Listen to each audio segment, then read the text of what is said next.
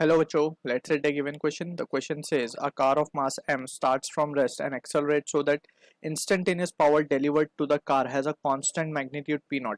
The instantaneous velocity of this car is proportional to option A t square p naught, option B t raised to 1 by 2, option C t raised to minus 1 by 2, option D t by root m.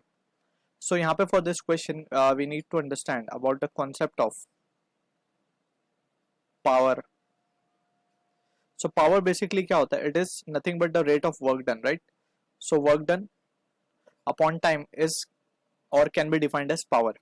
अब यहाँ पे हमसे पूछा गया a car of mass m start from rest and accelerate so that instantaneous power delivered to the car has a constant magnitude p naught. तो power is constant. अब हमें पता है कि power constant है and it has been accelerating. So यहाँ पे हम power को in terms of force क्या लिख सकते हैं? Force into velocity.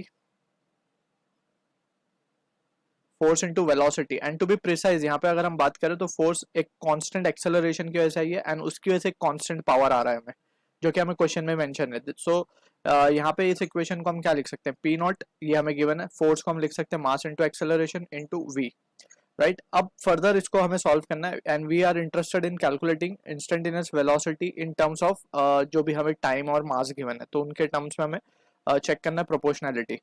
तो यहाँ पे अब हम क्या लिख सकते हैं? P naught will be equals to m acceleration instantaneous that is velocity को क्या लिख सकते हैं हम? Dv by d t into v.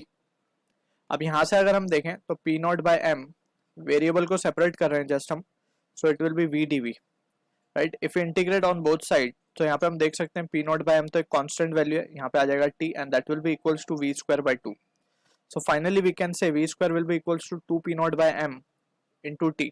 अब ये 2 पी नॉट बाई एम तो कांस्टेंट वैल्यू है, पी नॉट हमें कांस्टेंट है, मास बॉडी की कांस्टेंट है, 2 भी कांस्टेंट है, so we will be directly proportional to root t or we can write this way v is directly proportional to t raised to 1 by 2. So this is the answer for the question जो कि match होगा option B के साथ. So I hope you understood the solution. All the best.